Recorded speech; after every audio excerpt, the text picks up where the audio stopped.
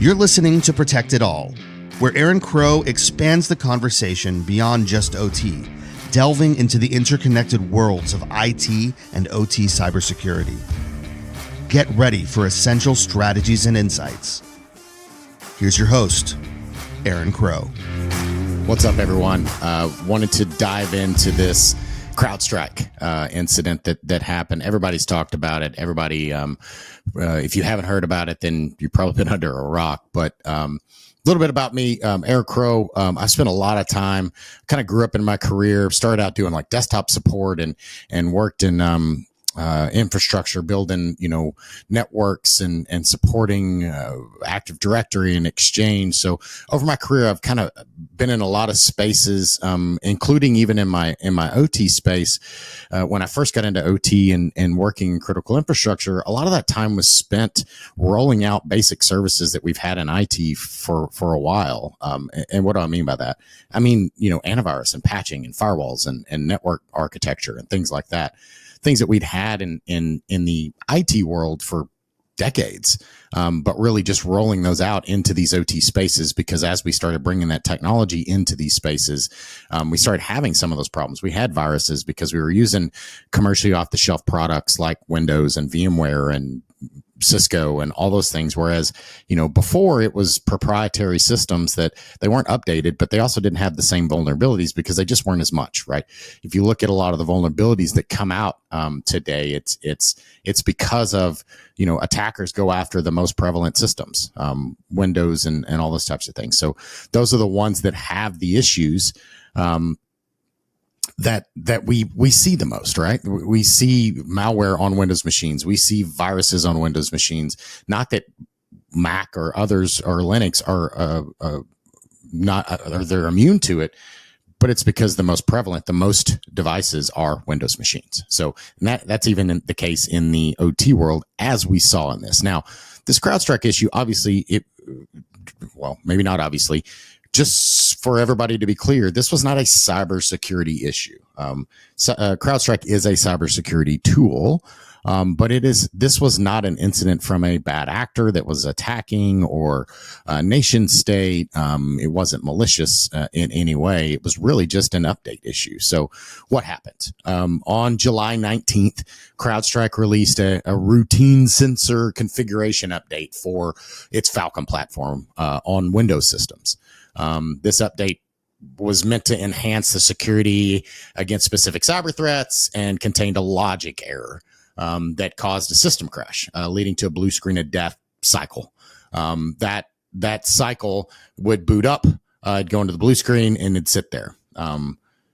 Why was the issue so widespread? And ultimately, it really only impacted Windows machines.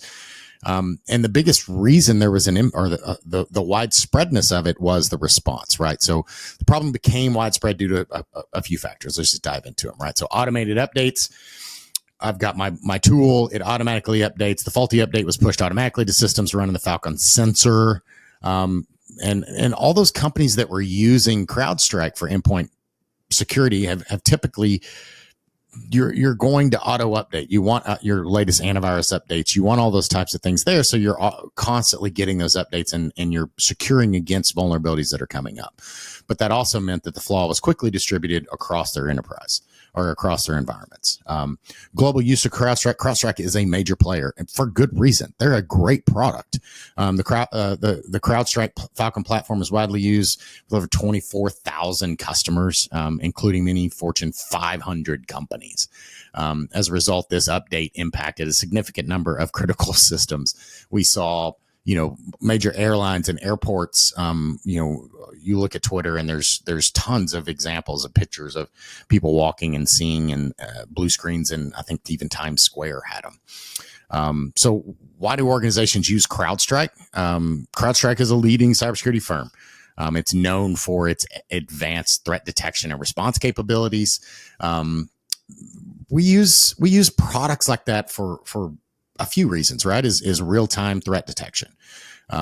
They provide real-time monitoring response to cyber threats. So as as devices and systems and vulnerabilities and threats come up, they're using endpoint protection. They have, artificial intelligence and machine learning to detect those anomalous activities and do something about them. They have comprehensive protection from malware detection, endpoint protection, threat intelligence, protecting system data and operation. Ultimately, you want those systems to be operating, as we saw with those blue screens and why it was such an impact, right?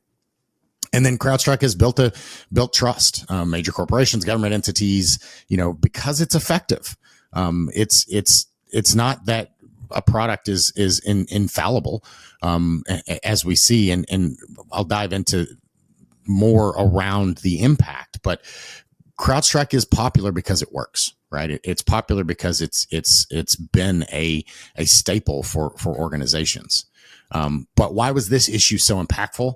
That's really the key here, right? And it's really understanding all of these details on what can we learn from this to make sure that we have a different, or we don't go down the same road again. So critical system failures, the blue screen of death.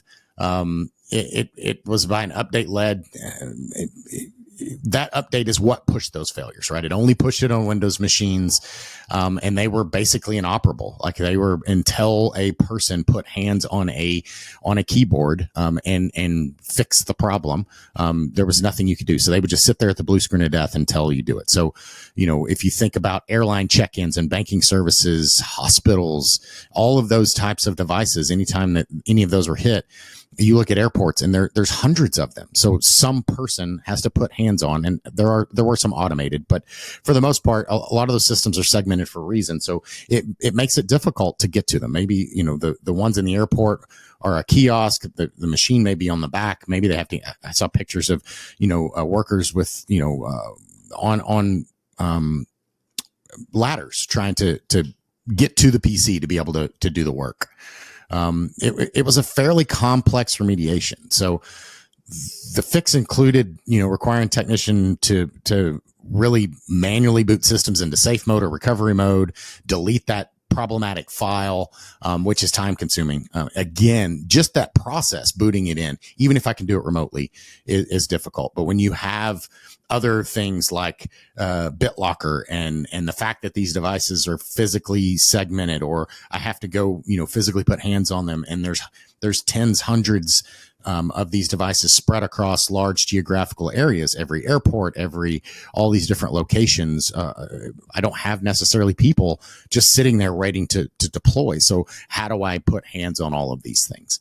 And then the simultaneous failure systems worldwide, it really compounded on each other, right? So we had business continuity issues, large companies, airports. If you look at the airlines in the air during that time, there was a significantly less amount of airplanes in the air, and that was compounded because of this. This was not necessarily an OT issue, or obviously it wasn't a cybersecurity issue, but this is a prime example of how this IT and OT convergence thing, right? So we have these systems, and many of these systems were OT systems, in my view, but they weren't the systems on the airplane. Like they weren't not flying planes because there was CrowdStrike on the control system of the plane.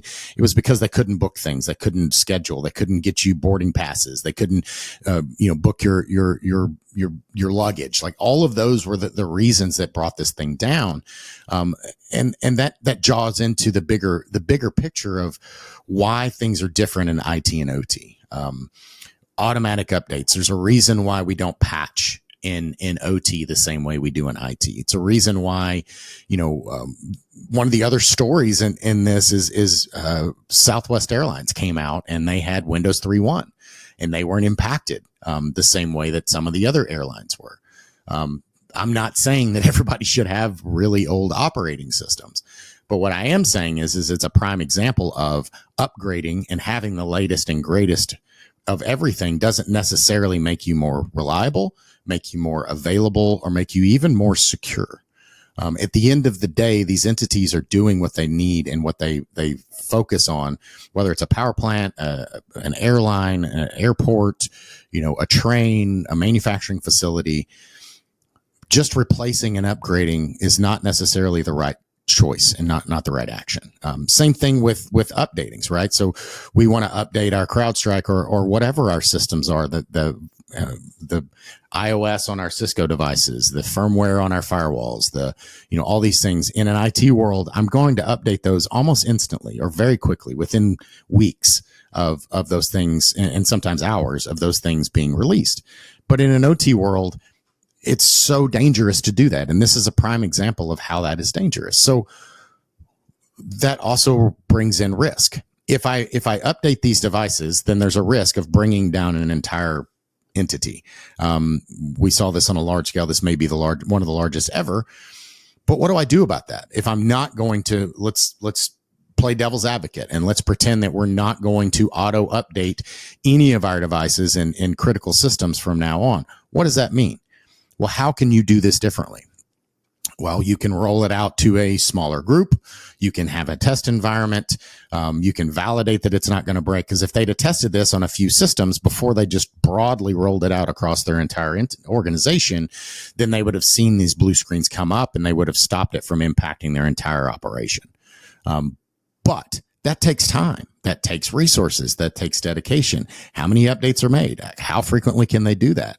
And if they're not updating on that same schedule, I mean, some of these updates happen daily, hourly. And then what happens when you don't update it and that vulnerability is there and you've got a hole and a vulnerability in these environments? So you have to look and architect these environments purpose built. I talk a lot about the cyber-informed engineering.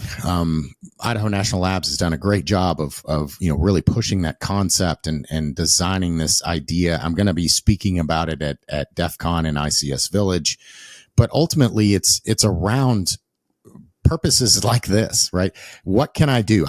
Let's take a step back again, going back to I can't patch these things all the time. So how can I make sure these environments are safe and secure and available when I know I can't patch them all the time? So I have to make other remediations and other mitigations to fix those things.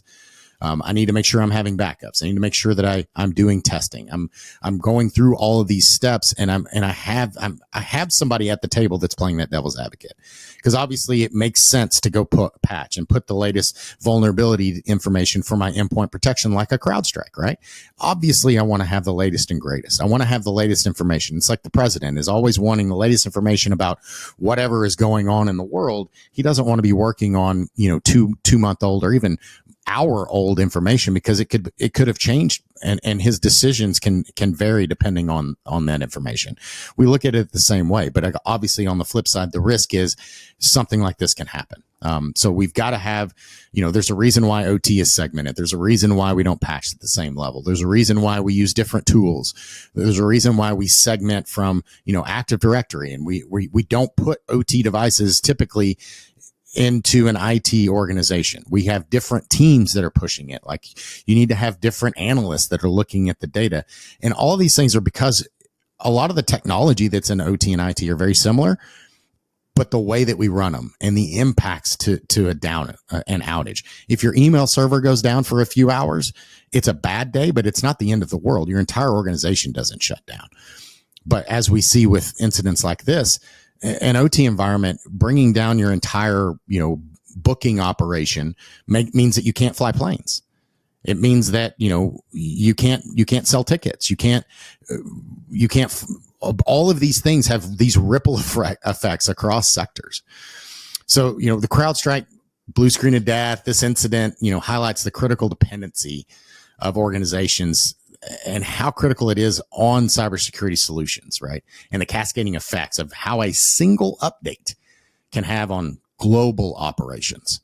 Understanding the cause and the widespread impact of this issue will help to really underscore the importance of how update testing and challenging maintaining cybersecurity. While CrowdStrike has taken all the great steps to rectify the problem, it really just shows it's not a CrowdStrike problem, right? This incident came from CrowdStrike, but it's not. It's an industry issue, right? It's a how I deal with my OT environment, how I understand risk. It's really a learning experience, or it can be and should be a learning experience for both cyber providers, vendors, clients, asset owners, to really understand the importance of the comprehensive management of our environments and architecture. and how to, what my recovery plan is, and how do I make sure I minimize these impacts in the future. Dig into CrowdStrike. They had a good response and detail information about what happened. You can look at CrowdStrike's page, Wikipedia, and a lot of folks out there really talking about the details, the technical nitty gritty of what happened. But from a business and an OT and an overall just architecture side, there's a lot to be learned from this incident. Thanks for joining us on Protect It All, where we explore the crossroads of IT and OT cybersecurity. Remember to subscribe wherever you get your podcasts to stay ahead in this ever-evolving field. Until next time.